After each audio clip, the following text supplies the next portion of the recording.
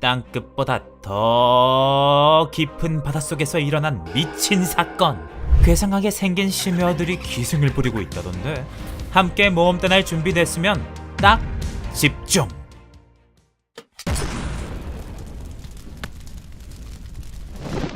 심해생물 첫 번째 주자는 바로 도끼고기가 차지하시겠다.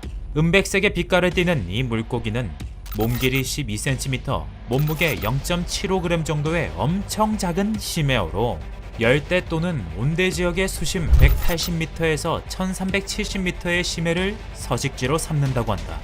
근데 왜 하필 이름이 도끼고기야? 그 이유는 바로 이 녀석의 생김새에 있다고. 좌우로 납작한 몸통 때문에 옆에서 보면 도끼처럼 생겨 붙여진 이름. 하지만 이게 다가 아니다. 앞모습을 보면 옆보다 더 반전미 돋는다고 할까나? 이런 모습에 한때 심해의 유령이라는 별명도 붙여졌다는데, 그렇다면 여기서 더욱 궁금한 점, 도끼고기의 얼굴은 왜 이리도 흉측하게 생긴 것일까? 답은 심해 생물들 몸의 구조에 있다는 점. 심해 생물들의 특징 중 하나는 바로 빛을 스스로 낼 수 있다는 것인데, 이를 통해 먹이 사냥, 자기 방어, 의사소통 등으로 이용한다는 사실.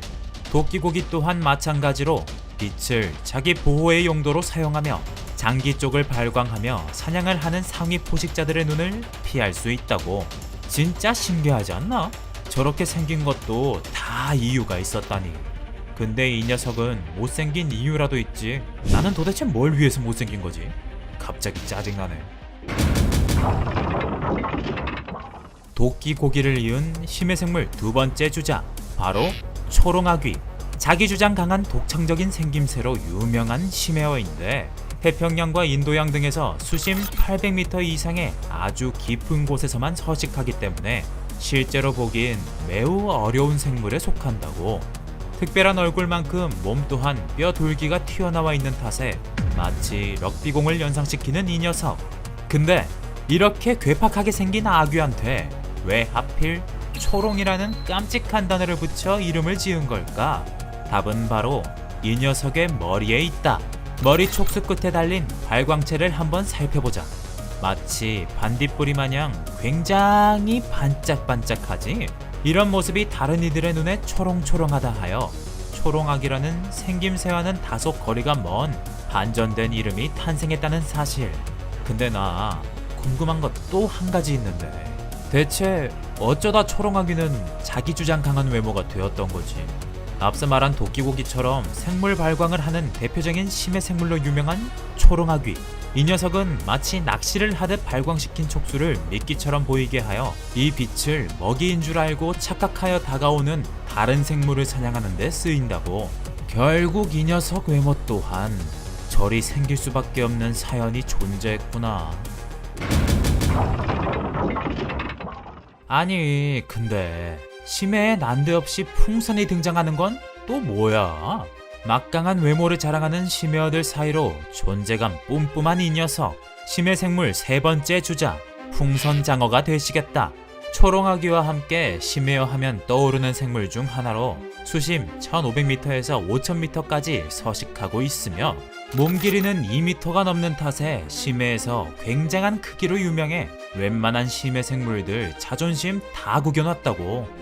이외에도 꿀꺽장어, 큰입장어라고 불릴 정도로 이름에 걸맞은 커다란 입을 갖고 있는 것은 물론 몸 또한 포대자루처럼 생겼다고 하던데, 심지어 내장기관도 자신의 전체 몸 길이보다 길게 늘어나는 게 가능하다니, 이 정도면 그냥 장어가 아니라 연체동물 수준인데? 그렇다면 이 녀석은 대체 왜, 무슨 사연 때문에 이렇게 생긴 것일까? 그것은 바로 심해 환경에 있었다. 심해에서는 먹잇감이 가장 귀하다고 여길 정도로 먹을 것이 별로 없어 사냥을 나갈 때 먹잇감을 꼭 잡아야 하기 때문에 타고난 큰 입과 내장으로 먹이를 잡아먹을 수밖에 없다는 슬픈 현실. 나는 입은 작은데 식탐만 많아서 입에 음식들을 쑤셔 넣다 보니 하루가 멀다 하고 살에만 걸리던데, 저 능력은 좀 부럽다. 심해 생물 네 번째 주자, 아기 코끼리 덤보와 닮았다 해서 붙여진 이름 덤보 문어를 소개하겠다. 1000m에서 5000m 심해에서 서식하는 이 문어, 선천적인 이유로 몸 자체가 굉장히 허약하다던데 일반적인 문어들처럼 물을 뿜어 추진력을 얻지 못할 뿐더러 문어의 상징이라고 할 수 있는 먹물 또한 뿜지 못한다고. 하지만 아직 안타깝다고 생각하기엔 이르다. 왜냐하면 서식지에서 최상위 포식자 역할을 하고 있기 때문이지. 최약골임에도 불구하고 최강 타이틀을 얻을 수 있었던 가장 결정적인 이유, 바로 평균 1.5m에 해당하는 몸 길이 덕분이라는 점. 덩치가 큰 겉모습으로 인해 처음 보자마자 깨갱 하고 도망치는 심해 생물들. 역시 덩치발로 먹고 들어가는 게 기싸움에서 제일 중요한 건가. 그런데 덤보문어도 그렇고 심해 생물들이 깊은 바닷속에서 엄청난 수압을 어떻게 견뎌내는지 궁금하지 않아? 진실은 바로 심해 생물들의 몸 구조에 있다고. 일반적으로 심해 생물들은 육지에 서식하는 생물들과는 전혀 다른 몸 구조를 가지고 있단 말이지. 이런 수압을 견디기 위해선 몸속의 공간을 공기 대신 물이나 기름으로 채워져 있다는 사실. 이로 인해 몸 안에 있는 물과 몸 밖에 있는 물의 압력이 균형을 이루기 때문에 몸체가 찌그러질 일이 거의 없다고 하던데, 근래에 공개된 영상으로 인해 수많은 사람들의 귀여움을 독차지하고 있는 이 녀석. 하지만 귀엽다고 절대 얕봐선 안 된다. 겉은 촉촉 속은 바삭한 문어니까.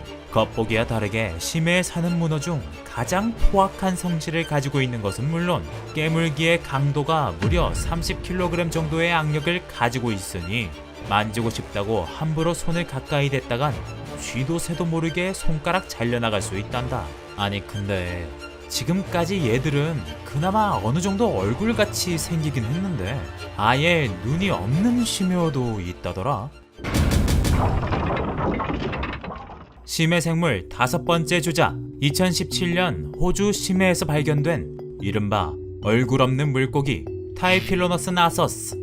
기사에 따르면 이 심해어는 수심 4000m 아래에서 발견된 것으로 당시 이 심해어를 발견한 연구진 모두 이 심해어의 정체를 알 수 없어 계속해서 연구에 몰두했다는데 1800년대 처음 발견되었으며 호주에서 발견하기 어려운 심해어 종인 것을 제외하곤 아무런 정보를 찾을 수 없었다고. 이 물고기가 눈이 없었던 이유도 바로 심해 환경 때문이라는데 어두워도 너무 어두운 환경 때문에 눈이 달려있어도 제 역할을 하지 못해 점차 눈이 퇴화되어 없어지는 심해어가 있다고 하니 내 생각엔 이 녀석도 그중 한 명이지 않을까 조심히 예상해본다. 자, 이제 마지막 주자를 소개할 시간이 왔다고. 오래 기다리느라 힘들었지? 지금 바로 소개할 테니 딱 시선 고정. 이름에 상어가 들어가지만 절대 상어가 아니라는 그 이름, 바로 은상어. 몸에 은색 광택 때문에 붙여진 이름으로 수심 50m에서 550m에 사는 육식성 심해어이며 보통 몸 길이는 1m이지만 2m 이상 되는 개체도 있는 것으로 알려졌다고 한다. 굉장히 큰 눈 때문에 그냥 보는 것도 힘들어 죽겠는데 몸집까지 크다면 상상만 해도 소름 끼친다. 그런데 왜 이토록 눈이 커졌는지 내가 한번 설명하자면, 마치 깜깜한 동굴 같은 심해 속에서 희박한 빛을 최대한 많이 보기 위해 어쩔 수 없이 개구리 왕눈이 같은 눈을 가졌다고 하니 공짜로 성형수술했다고 생각하면 되려나. 지금까지 기괴한 외모로 세상을 발칵 뒤집은 심해 생물들의 이야기였다. 심해 특성상 조금 다른 환경으로 인해 어쩔 수 없이 외모가 변화한 사실이 되게 신기했는데 나도 외국물 좀 먹고 오면 좀 더 멋있어지려나? 말하지 않아도 아니까 제발 뭐라고 하지 마.